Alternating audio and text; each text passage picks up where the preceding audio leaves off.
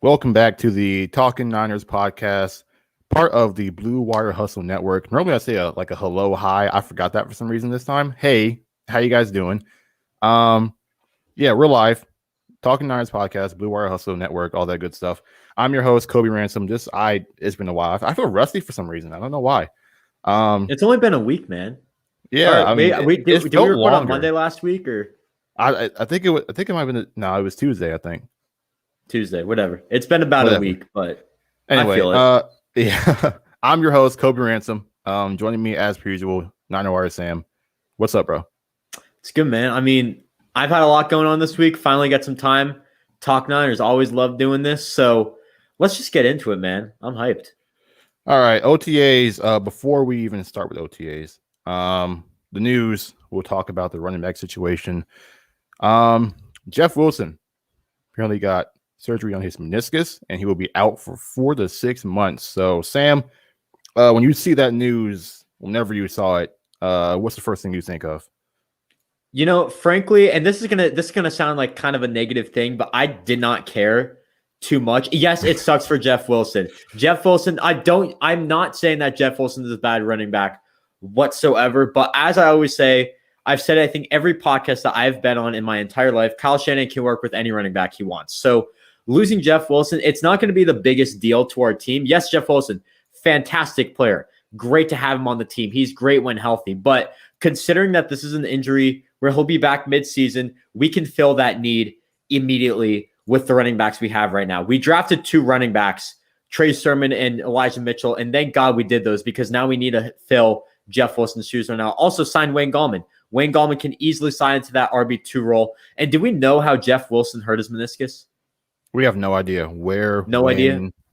Yeah, no idea. Okay. So I bet that happened a bit earlier on in the offseason, a bit earlier than it came out. I bet they were trying to hide that to just get their guys earlier. It's like Trey Sermon. No one really saw them trading up for Trey Sermon until it actually happened. Elijah Mitchell, it's 6th round, so you can't really say that. But they went to go get their guys. I mean, the Niners, as always, they keep hiding everything from us, which I'm fine with. But now, yeah, you got to kind of admit it. He's not at camp. There's a reason for that. Someone's going to bring that up eventually. So Jeff Wilson, torn meniscus. I mean, yeah, fantastic player for this team. It's going to suck without him. But at the end of the day, it's not the biggest deal. He's not that X factor to our offense that we need. So at the end of the day, I don't have too many thoughts other than that we prepared really well for this and we knew that this was coming. So we have the backup right there, and this shouldn't affect our offense too much. Yeah, I mean, the Niners drafted 2 backs. You got Trey Sermon in there, and you got Elijah Mitchell. And I think, Wilson's injury probably opens up the door for Trey Sermon to be, for sure, the number 2 back. He'll probably most assuredly be taking all of Wilson's snaps, the snaps he would have had. And so now Sermon probably becomes a favorite to be your RB2. And maybe Mitchell, I think the battle becomes, Mitchell or Gallman for that 3rd back spot, unless they keep 4. And at that point, it's either Gallman or Hasty. They've kept 4 in previous years, I believe, not including Kyle Juszczyk. I feel like Mitchell might be safe, but I think Gallman and Hasty will be the 2 who are fighting for that last running back spot. So we'll see how that goes, but I think it's safe to say that Mitchell and Sermon will probably make the roster, and Sermon will probably get quite a few snaps in the regular season. And it'll be interesting to see if Wilson even gets snaps when he comes back, because if the backs are rolling, if Mostert's still healthy, if Sermon's playing well, and either Mitchell or Gallman or Hasty are good as kind of a spell back, or just in there occasionally. There might not be a spot for Wilson to come back. We know, it's super competitive. You can lose your job really quickly in the NFL. It sucks for Jeff Wilson, but if we don't see him play, any more significant snaps for the Niners, this would be, why it happened, because he got hurt while there was competition in that running back room. Yeah, and honestly, I think the battle right now for the running back spots, I think you have Sermon as a lock, Mostert as a lock. It's really, you got that 3-way battle between Wayne Gallman, JaMychal Hasty, Elijah Mitchell. And I'm giving Mitchell the upper hand and Gallman the upper hand, Gallman with the experience. And I also really like that signing. I've always been high on that signing. A lot of people have been meh on it. I'm very high on it. And Elijah Mitchell, I'm just giving the upper hand because that's a guy that used draft capital on this year. JaMychal Hasty, they didn't use any draft capital on, undrafted free agent. If he walks, it's not going to be the end of the world. Elijah Mitchell, I mean, you want to take that upside. I think that's really just an upside pick right there. Both guys have tremendous upside, in my opinion. I'm still on board with Michael Hasty. I'm still a very big fan of him, but I think you want to go upside with that RB4 spot and go with a guy like Elijah Mitchell. They might keep 3 running backs. I highly doubt it considering the injury history with this team. I think you're probably looking at 4 running backs. Historically, they have done 4 running backs plus Kyle Juszczyk, so 5. Maybe they go 6. I highly doubt that. But the offense is becoming, you got a mobile quarterback or a guy who can, an elusive quarterback, a guy who can get that speed, a guy who's a good runner in Trey Lance. Maybe this is becoming more of a run offense. Maybe they go 5 running backs, keep all 5. I don't really know. My prediction's 4 right now. If I had to give a prediction right now, I would give, as I said earlier, Raheem Mostert, RB1, or I'm not even going to say RB1 because really everyone just splits carries, but Mostert, Sermon, Wayne Gallman, and Elijah Mitchell. With Michael Hasty, I would think getting a practice squad roster, but I would bet that another roster could easily pick him up off waivers. All right, moving on to the next popular talking point amongst 49ers social media, Julio Jones. And it feels like the rumors, and he was on he wasn't necessarily on. Shannon Sharp called him while they were on the show. I don't know if Julio knew he was on the show or not. I assume he had to have known, because I mean, if Shannon Sharp is calling you on a Tuesday morning, I assume you'd kind of have to know that possibly he's probably doing a show, knowing that he does a show with Skip, But he said when asked if he was going to be back in Atlanta, he's like, "No, I'm out of there." So and we hear the rumors are heating up. Apparently, he put in the request to be traded a long time ago, and the Niners are one of the teams that are right now, as far as betting favorites, I think they're one of the betting favorites to land Julio Jones. How they go about doing that, that's to be determined. But I know, Sam, you were one of the people who are more so less Julio Jones, more Zach Ertz, and you got some pushback when you put that out there, saying your video was close to being done. And you stood your ground. Has your mind changed at all on who you'd rather have on this team, or are you still preferring Zach Ertz over Julio Jones? I'm still preferring Zach Ertz, but okay, let me just put this out there right now. I'm not against Julio Jones to the 49ers. Absolutely not. I would happily take Julio Jones. A second and third, that's the reason I don't want Julio Jones, because you can get Zach Ertz for a 6th-round pick. And Zach Ertz for a 6th-round pick, yeah, Julio Jones, fantastic receiver, but if we give us a 2nd and 3rd for him, we don't have any picks in the first 2 days.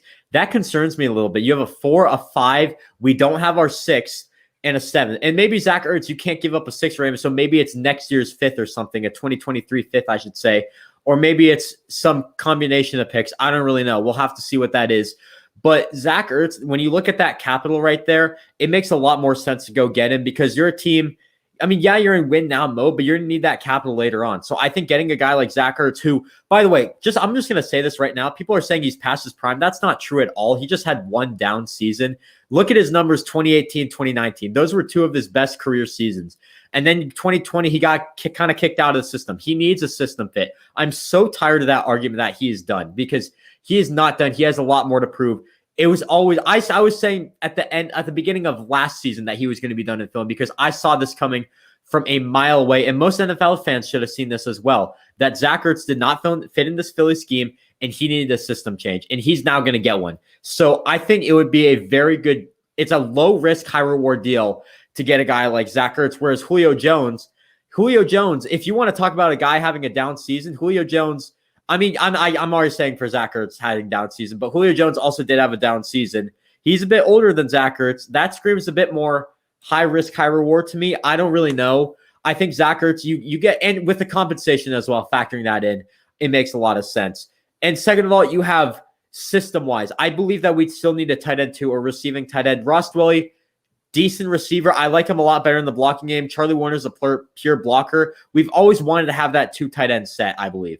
So getting Zach Ertz would fit that right there. So you got cap-wise, capital-wise. Oh, cap-wise, I didn't talk about that. Much cheaper contract, 1-year deal. If he doesn't pan out, you can move on. And you don't even, you have George Kittle ahead of him. So if you have to have him move on, that's totally fine. You can probably replace him with a guy in the draft or something like that. Getting that guy right there. So cap-wise, capital-wise, scheme-wise, this makes a lot more sense, in my opinion, than Julio Jones, who, by the way, Julio Jones is a guy who is a wide receiver 1.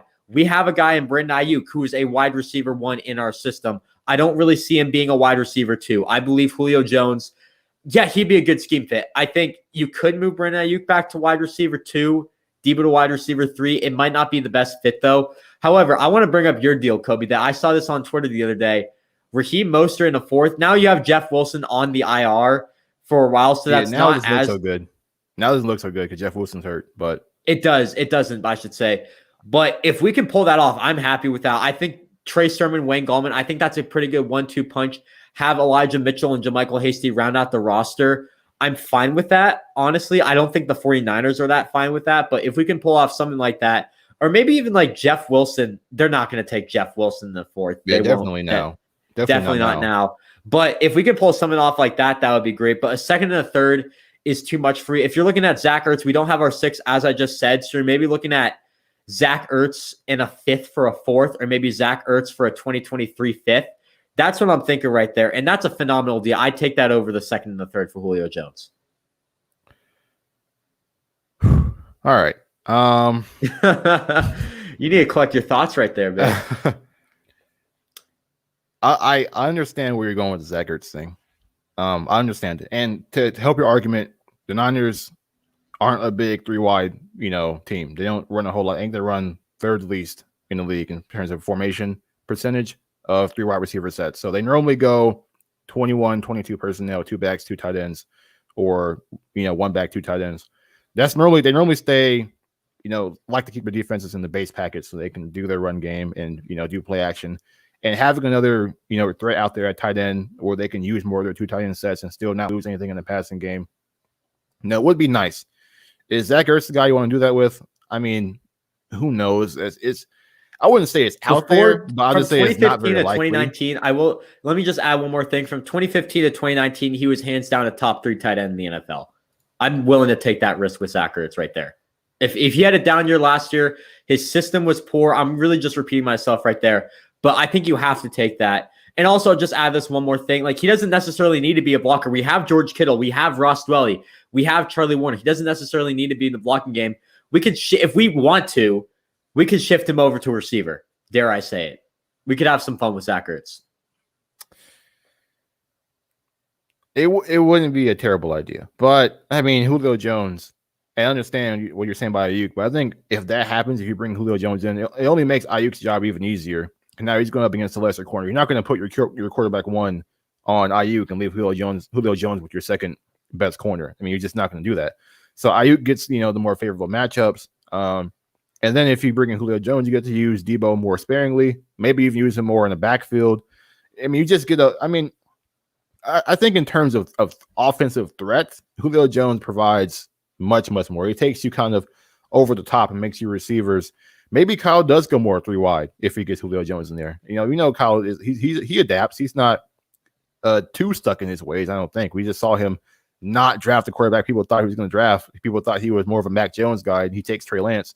So I think if Kyle did get Julio Jones in, he would evolve into probably more getting him, Ayuk, and Debo out there. I think that would be 10 times scarier to deal with than an Ayuk, Debo, Ertz, and Kittle. I just and I think, if you're bringing Julio, you get to you give Trey Lance or I'm never coughing. Even if it's Julio, Jimmy Garoppolo, you give them a lot of help. Give them a very reliable go-to target on the outside. We know Jimmy had some of his best games. We had a veteran receiver you could rely on, Emmanuel Sanders, during the regular season. And if Lance plays, you get Lance, you give him all the targets you could want. Julio Jones, Ayuk, Debo Samuel, George Kittle. He's going to ease himself in alongside Raheem Mostert and Trey Sermon in the backfield. I just think the offense as a whole, I think it works better for the quarterbacks. I think the offense is a lot more dangerous, and I think it just makes the 49ers better overall in offense than if they went and got Zach Ertz. Even if it feels like it would make more sense scheme-wise for the Niners because they don't run a lot of 3 wide, do a lot more 2 tight end than 3 wide receivers. I think Kyle would adapt and make use of all 3 of his good, elite receivers. I won't say they're all elite, but they're all really good. I don't think Julio Jones is. I mean, even though he was most of his down, I guess you can say his down year was because he wasn't on the field. He had to deal with the hamstring, I think it was last season. But he was still very good when he's on the field. I think he's still one of the better receivers in the league. If the Niners can get Julio Jones, I think you go ahead and do it. I'm not big on the Zach Ertz thing, but if that's what they did, I would be okay with it. But I think Sam, you might be the only one. I mean, I know you got a couple. I think I am the only. I've seen you got a couple people who are kind of like, they're like, oh, I could see them doing that, but most people are like, dude, what are you talking about? There's some people who use. I mean, there's some people who just you're a clown. There's one person who is like, I am totally on board with you. There's been other names. David Njoku might be better. OJ Howard might be better, but I mean, Zach Ertz is better than those two guys, so that's why I want Zach Ertz. I think the one thing I will say, I mean, both are going to improve our offense drastically, in my opinion. I think Zach Ertz is going to improve our offense as much as Julio Jones would. It's very similar, in my opinion. But both are going to improve our offense. I just think Zach Ertz, you have a lot more upside with him than you do with Julio Jones, considering that the risk you're giving up for that. So that's my thing with that. And I also think you look at those two guys. I mean, yeah, I'm not against any of this. I think it's going to work out perfectly. One of those two guys. The thing I was going to say was that Julio Jones, I do think we have a better chance in getting him, if I'm being completely real. I bet a lot of teams right now, you have a lot of teams looking for tight ends. Cardinals and Bengals are two teams just to throw out there right now. They desperately need tight end help. Whereas wide receivers, you really have us. New England there's a report of his destination. I don't know. He said on Undisputed, I want to win. I don't know why you want to go to New England, because I don't see them in a win now situation necessarily. I think he just I think he really wants to play with Cam Newton. I think that's fair. I think him and Cam. But that's going to shift over to Mac Jones anytime now, because I have zero faith in Cam Newton. But I mean, I'm not Bill Belichick, so maybe he has a bit more faith in Cam Newton than I do. But I mean, I think the Niners definitely have some of the highest odds to get a guy like Julio Jones. I think I feel like Tennessee is just a match made in heaven for Julio Jones. So I think you got to have that plan B in Zach Ertz. If the Niners plan A is to get Julio Jones, you have to have that plan B. And I think that plan B is just screaming right at everyone right now, and that is Zach Ertz. Plan C, I don't think there really is a plan C. It's really one of those two options. And if you don't get any of them, fine. But I think you can improve the offense drastically with both guys. I think Julio's it. I think that's the only person they might even trade for at this point. I mean, or Zach Ertz. Don't rule that yet, man. I highly doubt. I will almost guarantee there is a 0% chance they trade for Zach Ertz. So I'll save that for later. I don't know. Whenever I make a video on a player that I really want, the past 3 videos, I made 4 players videos. Jamal Adams, that was a guy everyone wanted. Next one was Sam Darnold. Everyone hated me for it. Actually, it was 50-50. Carson Wentz. Everyone hated for me. I think I'm going to get the most hate for this one, Zach Ertz. Oh, yeah, I'm hoping to drop this at 4 p.m. tomorrow for the streamers who are watching this. If you're listening to the podcast, that would be today. I can't guarantee it, though. I've just had a lot going on, but we'll see. I got to grind that video out, so stay tuned for that. Yeah, people aren't going to like that one. People are not. I would not be surprised if – I mean, I've already been flamed on Twitter for a little bit, but you know what? I'm going to stand my ground. I think Zach Ertz is a phenomenal fit, and you're really not going to convince me otherwise. I know people have been putting up numbers. I mean, I've looked at the numbers myself. I like the stats that he's putting up. If you're using PFF numbers, I don't use PFF for anyone, so I won't validate that at all. So that's all I really got. This isn't directed at you at all, but just the box score. It's not directed at you at all, but the box score people, I think I gotta gripe people with just go to like stat lines and box scores. Like, oh yeah, this guy must be good, this guy must be bad. Like, I think I will say, I think you have to look at the percentages, and I think that's really what you look at, because you can't just say like, oh, he had this many completions, and then you look at the targets, it's bad. You have to look at the percentages, and you have to go into the deep stats. That's really what I have to do. And you obviously have to watch the film. Watch what he does. As a matter of fact, I'm about to read a stat line real quick and have you guess who it is. All right. So this quarterback threw for 4,400 yards, 35 touchdowns, 18 picks. Who do you think it is? This season? In 2015. 2015. I would go with Matt Ryan. Incorrect. You want to know who it is? Who? Blake Bortles. Blake Bortles for 35 touchdowns. Yes.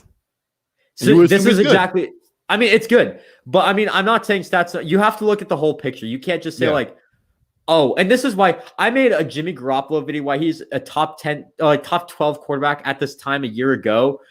And I mean, I kind of look back at that now and like that was the most biased video I think I ever did. I'm trying to be fair with everyone. I look at all the stats. I'm trying to figure out what's going on with stats. I know some stat lines are absolutely crazy. Jameis Winston, 2019, 30 touchdowns, like leading passing. In college, Jimmy Garoppolo threw 50 touchdowns, over 5,000 yards. You'd be like, oh, this guy's be the best quarterback prospect ever.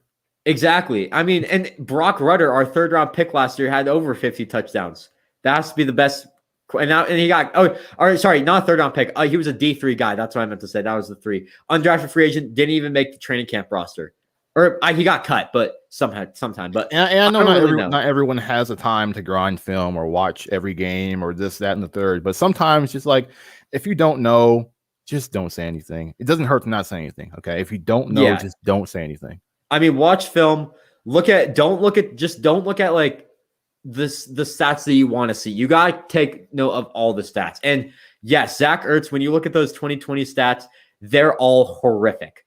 But 2018, 2019, you look at those stats, those are great stats to have. 70% completion percentage, 2018. 2019 dropped a little bit, but still he had a very productive season. And you just got to look at what he's doing. And film, you got to look at what he does in the route running, blocking game as well. He's a decent blocker. He could improve a little bit, but we don't really necessarily need a blocker too much. So in the end, I think it just works out really well. And I think he could have a very big up year in a new system. And he should. You know, also be crazy. What if Zach Ertz gets traded to some other team and everyone kind of just laughs at it, doesn't care, and then Zach Ertz becomes the top 3 tight end in football yet again? And here I am just saying, I told you. And everyone's just going to come up to me and said, all right, what happened? You know who I really want that to happen to? I want that to happen to Sam Darnold, because I was all in on Sam Darnold, and I got so much hate for that. I mean, he's got a chance, man. I mean, the Panthers, this is the best team he's ever had. So, I mean. Oh, for sure. Yeah. In the NFL. Like, it's the best team he's ever had. So, it's his best chance to really show whether he is actually a bust or if he just was in the wrong team, the wrong coach, in the wrong system, the wrong everything. So. Yeah, definitely. All right, now for what you guys came for, OTAs, and really, it's not much about the OTAs, and more so about what they said at the press conferences, because we didn't see anything for OTAs really. A couple highlights, them doing some drills. We didn't see any clips from 7-on-7, no clips from 11-on. I can't speak. 11-on-11. So we just have quotes. So from Kyle Shanahan, apparently, all of Bosa, Hurd, and even D Ford are expected to be ready for training camp. So, Sam, thoughts on really? I mean, we kind of expected Hurd and Bosa, but I've been saying maybe the Niners feel like Ford might be coming back, and it seems like Ford is going to be at least given an attempt to come back. Yeah, D Ford coming back. That's definitely interesting. I think you've been hearing maybe D Ford could come back, but if he is coming back, just imagine we got Samson Ebukam to replace D Ford. Now imagine them both on this team. That's insane. And you still have Nick Bosa. You still have Eric Armstead. You still have Javon Kinlaw. You add in Arden Key, Maurice Hurst. This D-line is going to be stacked. And oh boy, I cannot wait to see D Ford back on this team, because I mean, I've been saying for a while now, D Ford, when he was on the field, this defensive line was so much better in 2019. It was significantly better. I was saying he's an X factor. I think X factor is a bit of a reach now that I look at it, but still, D Ford provided so much to this defensive line when he was on the field, so much better. And I think getting him back, you don't have to use him that much. He can be a third down guy. Is this his last year? Is he on a contract year? No, 2 years for Ford. 2 years. Okay, so this is probably next year, next year. So I mean, this could be his last year in San Francisco. Maybe you try to prove him one more time with this defensive line, see if the injury history can settle down a little bit. Injuries can settle down a little bit, I should say.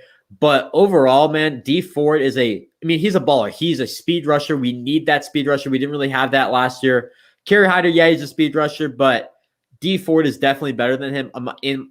When they're both healthy, D Ford's for sure the better guy. When they're on the field and D Ford's healthy, it works out really well. So we'll have to see how he comes back from that injury. That was an injury where you were thinking this could be a 3-week thing, and then it could have been career ending, and now he's back on the field against all odds. So shout out to D4, man. We're really glad to have him back. Everyone should be glad to have him back. doesn't need to play that many snaps, but if he does and he stays healthy, this D line is going to be a wrecking crew. Yeah, I mean, when the Niners, I think John Lynch said numerous times, like, "Hey, D4's working, he's trying to get back." Now it's kind of like, huh. And then when they restructured this deal, I was like, okay, Ford has to feel like he can come back. Cause I don't think he would have done that if he didn't feel like he could play. Just because he's taken, he's I don't know. I mean, I don't think he's losing money in that sense, but I mean, the deal is kind of restructured. No, that he actually, I think he did lose money. They worked it up and made a new one for him. So yeah, he kind of lost money. Lost that long term, just kind of, what's the word for it? Security, I guess you can say, because it wasn't. I think it was 3 or 4 years left in the deal, and now it's just 2. So yeah, the fact that he feels like he can come back and play, I think it's a good sign. And if he can play in Kansas City his last year, I believe, or it might have been numerous years, but they didn't practice him in Kansas City. He just played in the games, and the reason why is because he's his back and his neck is just so fragile. You just don't want him to take extra hits and extra, just extra, and that's what practice is. And in come game time, he's going to perform. So if he does become healthy enough to participate in training camp, it'll be interesting to see how they go about, managing him. Will they do the Chiefs model and just not practice him and be like, hey, just lay low, just warm up a little bit, just stay loose, but come game time is when you'll play. And yeah, and maybe they signed Ebicam knowing that Ford was going to be healthy, and maybe Ebicam would just be depth, or he could be used as possibly an outside linebacker in coverage. But he did play a little bit of coverage in LA with the Rams, since they played a 3-4 scheme. He was an outside linebacker for them, so he did have some coverage responsibilities. So maybe they have a plan for Ebicam that we don't know about yet. Can I just interrupt real quick? I will say the Rams misused Ebukam, in my opinion. I think he was supposed to be coming as that D Ford replacement. I think that was the plan with him. And I think D Ford coming back surprised the 49ers. Just from all the signs that I've seen, I think Samson Ebukam was supposed to be a D-line guy. I bet the plan now that D Ford's back is probably use Ebukam on first and second down, D Ford on third down. And if you honestly, if you need to make a move with one of those guys, I think both of those guys, especially if D Ford can stay healthy this year, I mean, you can just use them a little bit and then show that production to other teams and get some ridiculous deal for him. That would be insane, because I think by the end of the year, you're not going to need both of those guys. One of those guys should be gone, both non-contract years. I wouldn't say that. I mean, when it comes to D-line depth, I think you couldn't have more than enough. I don't think it's ever too much fair on the D-line. I just think you have two guys who are starting caliber on the same D-line. And I don't think they would trade Ebukam. I think they're more likely to trade Ford because of that salary. But if, let's say, D Ford has a good season, stays healthy, and really just doesn't do much, like third down guy, but he does a lot when he's in on those third downs, I think they can get a good price for him. And if we trade for a guy like Julio Jones for a second and third, maybe recuperate a third-round pick from that. That would be nice. Or recuperate the third that we traded away to get Trey Lance. So maybe they do something like that. I don't really know. It's too early to say that. His cap number, okay, D Ford's cap number for this year and next year. This year is $8.9 million, and next year is $11.9 million. I don't know what it was. That's pretty big. I don't know what it was before the restructure, but I mean, I think that's a little bit lower than what it was. It's definitely lower than what. There's no way it was. There's no way it was. This is higher than before. But yeah. But I mean, I think he's a little more affordable than he was because of the injuries, and he kind of did him a favor in restructuring his deal. But I think, I mean, and then obviously, I mean, we assume that Garoppolo gets dealt, next year at some point, if not this year, in case something happens somewhere. But I mean, yeah, they have more money to spend. And I think if they can keep both, they probably do keep both. I just don't think you can never have too many good pass rushers on your team.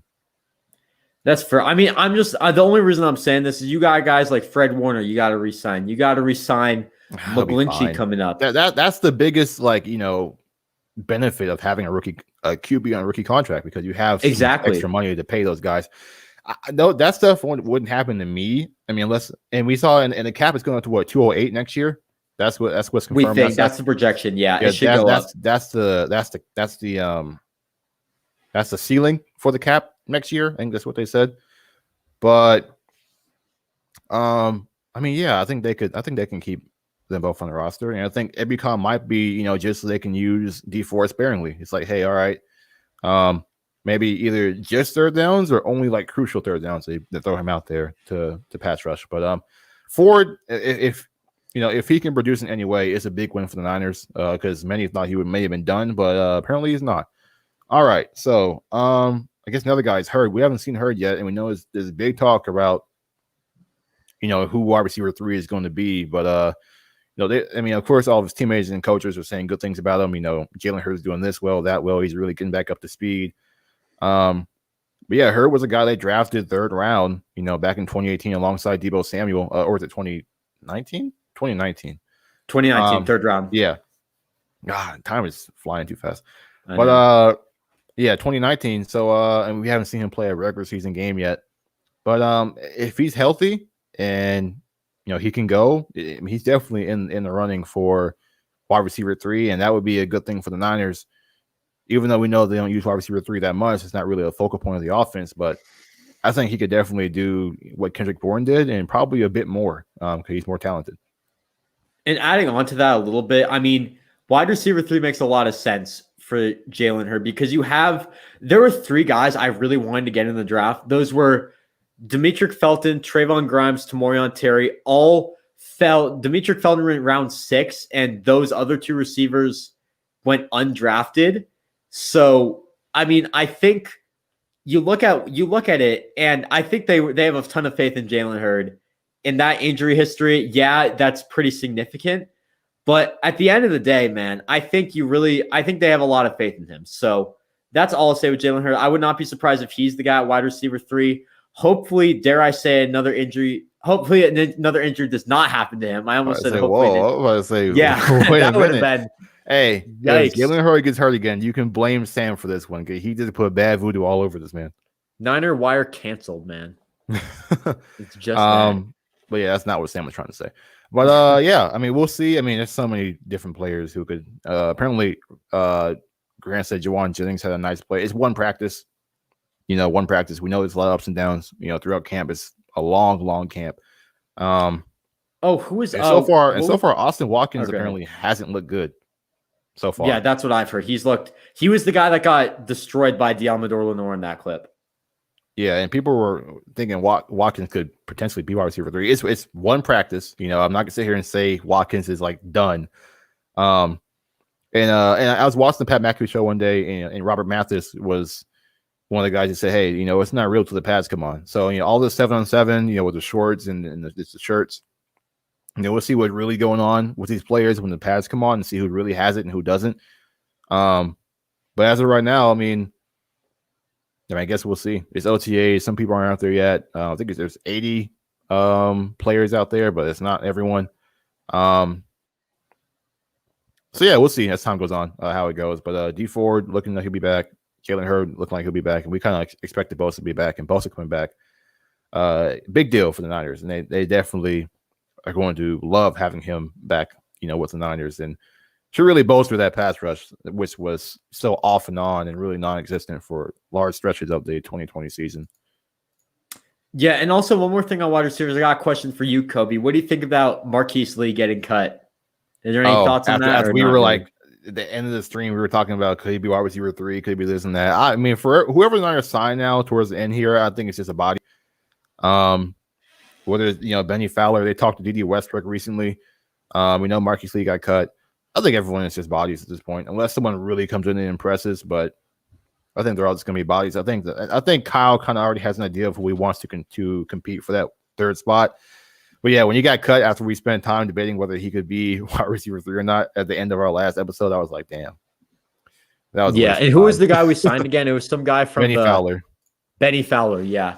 And that's a guy I've never heard of before. So usually with those guys, I just write off right away. Unless, I heard him before. I think he's with the Broncos before. And then he's with the Giants. He was with the Broncos and the Saints, I believe. Yeah. He's not making the roster either. Yeah, so. I don't think he's in that conversation. I think it's either going to be Hurd or James. Hurd or James. Sleeper candidate, Mohamed Sanu, maybe. I think he'll make the roster for the sole reason for that veteran preference. It depends on how many. They had him last year, and the receiver room was kind of like in a mess at the time he came in, and they cut him anyway. I mean, That's they true. cut him And when Debo came back, but I mean, he did I do just well in think Detroit, though. I think I mean, yeah, when he actually got a chance to play, I mean, he came in for the Niners and they had no receivers and he still wasn't playing. I think he had like 3 snaps, but yeah, I mean, maybe now that he has an offseason with them, OTAs, he gets more of a shot, but I gotta think he's one of the guys who's just kind of there, just in case some guys don't pan out. But I think if Jalen Hurd, looks how Shanahan and the coaching staff expects him to look, if healthy, I think Sanu might be out of there. I think Benjamin, I mean, obviously he opted out last year, but Niners chose to keep him on. I have no idea what they expect for him. We know he was a special teamer. Oh, there was the Kyle Shanahan quote about him in the presser today. Was there? Yes. It might have been, there was some, I saw Travis Benjamin's name somewhere in that transcript. He was in the question about Hurd, but I don't think he ever talked to him. He was? Okay. Oh, no. Okay. How is this receiving room shaping up for you right now with some of those guys back like Travis Benjamin? Yeah, that was it. Yeah, he didn't really. He's like, yeah, Travis like he's back. I think and they've added some stuff to the group. That's all he's really said. So, and I honestly don't think Travis Benjamin's in the conversation for wide receiver 3. I think he's in the conversation for a special teams player, a kick returner, punt returner type of guy, because that's something we need for this team. Or I'm forgetting about River Craycraft, man. Oh my God, River Craycraft. Dude, I'm not disrespecting River Craycraft. I'm not saying we. No, I forgot about River Craycraft. That's my fault. Oh, well, then you're disrespecting him. I'm sitting here saying it's going to be either Hurd or James. My bad. It's either going to be Hurd, James. Dude, I wish I was the host right now because I would just kick you off. I mean, that River. That's Craycraft. My bad, man. That's my bad. River Craycraft, wide receiver 3. He might be wide receiver 2. I mean, who knows, man? River Craycraft, wide receiver 1. Are you out of your mind? Who's Julio Jones when you have River Craycraft? This is exactly why I want Zach Ertz, because we have River Craycraft. Jesus, you know what? I didn't think about it that way. That's my fault. All right, come on, man. Jimmy Garoppolo, he had a presser. I think it's the first time we saw him have a presser with the Niners since last season. So since probably like week 1. No, actually, no, he's definitely had a press. Oh yeah, last season, whatever. That's what you meant. Yep. I was thinking. For some reason I thought last season was 2019, but I'm an idiot. So, Jimmy Garoppolo is, I mean, he's going to give a lot of his generic answers to everything. They all do. It's why the pressers, I mean, I don't want to talk about every quote because most of them are just like, yeah, I'm just working, just back with the guys, it feels good to be back. I'm just out here working, it's like, yeah, we know that. I would hope you are. But a couple of quotes, I don't have the exact quotes, but I know I saw them on the timeline. I'll just say Jimmy Garoppolo seems confident. He said, I'm here to do what I've always done. I'm here to win games, and that felt like he kind of puffed out like, hey man, I win games, man. I come here and I win games. Like, so that's why I'm gonna come here. That's what I'm gonna do. And there was a quote saying he was on some other interview and he was like, yeah, I mean, I can't say that the undrafted Trey, gave me a little motivation for this season. So, I mean, Jimmy Garoppolo knows his situation. He knows time is ticking. I say that like every episode now, but yeah, he knows what's up. The Niners drafted Trey Lance. That's going to be their future. And I think there was another quote. Jimmy said, I know they drafted Trey to be the future, but if I play well, hopefully I can wreck those plans. I mean, Jimmy sounded like he has a chip on his shoulder. This QB camp battle is going to be something to experience. And Grant said something. I was listening to a show, and once again, taking it from Grant here, all credit to Grant, Grant the GOAT.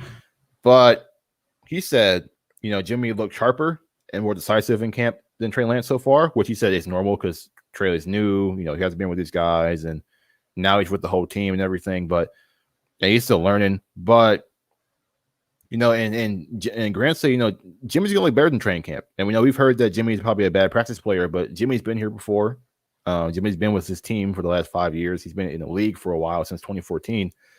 So yeah, he said it's really going to be about the preseason games when it's game time, and in camp, quarterbacks can't scramble like that, and they can't do it's not a regular game. It's very scripted.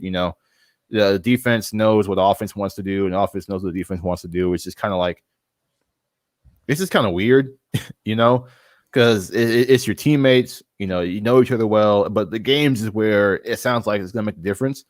So we'll see when the preseason comes around how these guys look, but it feels like it's going to be a very entertaining competition. And personally, for my own personal benefit, I want Jimmy Garoppolo to win the quarterback battle so I can keep my Android. So you gotta have that happen. I like that Jimmy Garoppolo is very confident. I like that he sounds like he has a chip on his shoulder, and it's going to be fun to watch this thing unfold. Yeah, I mean, I'm whoever start week 1, it's just whoever Kyle Shanahan trusts more. That's my thought. Whoever has been looking better in camp. And if Jimmy Garoppolo does start week 1, I won't hate it at all. I'm not going to say, I'm starting too much. Excuse me. I won't hate whoever starts week 1. That's all I'll say. We'll leave it at that. But yeah, I mean, it sounds like Jimmy's is like, if he's angry Jimmy, because normally we see angry Jimmy briefly after a pick. Like he throws the pick and he's on the sideline, he's kind of pacing back and forth, like, can't believe I threw that, and then he comes back out and he's like on fire. And it's like, oh, what happened to Jimmy? Like Jimmy, the thing was like Jimmy throws the pick and he comes back better. That's the thing that we kind of like said, like, okay, Jimmy throws the pick. I mean, except for 2020, I feel like he was kind of just like, all right, bro, what are we doing here? But in 2019, he threw a pick. It's like, okay, he's gonna come back. He's gonna get it together. Like it's like his wake up. He throw the pick and it's like, all right, got out the system. I'm good now. Let's get it. Maybe I just thought of this. Last year's MVP, angry Aaron Rodgers. 2021 MVP, angry Jimmy Garoppolo. Maybe my prediction was just a year off. Maybe the one I put out before training camp last offseason. Oh my God. I was like, yeah, 34. You were all in. I mean, we all were all in. I mean, you can't blame you. We all thought yeah, Jimmy Garoppolo. We shouldn't have been bad last year. That's the thing. But we were very bad. Not our fault though, injuries. And other things, other players just kind of failing us, but we won't talk about that. We ain't got to talk about it. It's a new season. What are we talking about? New season. What are we talking about? Hit the restart button. We got a squad. Got a loaded squad, I should say. Got to add one more piece. Zach Ertz, but oh my God, yeah, here we go. We're looking Julio good. Jones, please. Julio, Julio Jones, please. All right. Also, they talked about Fred Warner. Kyle Shanahan said, I want him to be here forever. And Fred said he wants to be a Niner for life. So, in terms of. Can I also just say one thing with Fred Warner and the extension? Most of these extensions happen in July. So, maybe even like August, right before camp. So, I know a lot of people are going to be saying like, pay Fred Warner, pay Fred Warner, pay Fred Warner. They're not going to do it until camp starts. I'm just going to say that right now. So, Niners Twitter, Niners fans, Niners listeners, Niners whatever, just have some patience. It'll get done. Which is kind of hard. It sounds like it'll get done. Kyle wants it to get done. Fred wants it to get done. It'll get done at some point. That's just how I feel about it. So exactly. Good news to me that they feel that way. Good news. Perfect. I think that's it. That's everything I think, unless I'm missing something. Touched on everything. Over this. Ritzburg retired. I think I already said that. QB competition. They want Fred back. George said. I think we said he doesn't look like a rookie quarterback out there. I think we already touched on that. I know that quote is going to be taken so many different directions. Personally, George hypes everybody up. Like George hypes up everybody. I'm not surprised whatsoever. I can't sit here and say everything George says is the truth because George hypes up everybody. So I'm not going to sit here and say because George said it must be the truth because he's not going to go out there and say anything bad about it. Like, oh yeah, trades does not look ready yet. He's not going to go out there and say that. It's George Kittle. He's a wild child. So yeah, he's just a big ball of positive energy. That's all George Kittle is. It's just when Jimmy Garoppolo was at his lowest last year, he was so high on him. Yeah. Everyone else is like just praising everyone. Everyone is just burying him in the ground. It's like, nah, Jimmy's that dude. This guy's Jimmy Garoppolo. Or Jimmy Jesus still. Whatever you want to call that quote, at first I was like, oh really? I was like, wait a second, Kobe, stop. Don't be like one of those, don't be that guy. Don't be the guy that everyone's been being for the last 5 months. Everything someone says is like, look what he said. Look what he said about who? Look what he said about him. It's like, can we calm down a bit? Like, all right, look, they're teammates. They're going to support each other. Let's just let our eyes see what we need to see. Let's not take every quote and try to and try to read into it too far and all that other. I'm done with that. I'm done. I did it too much over the offseason with every quarterback.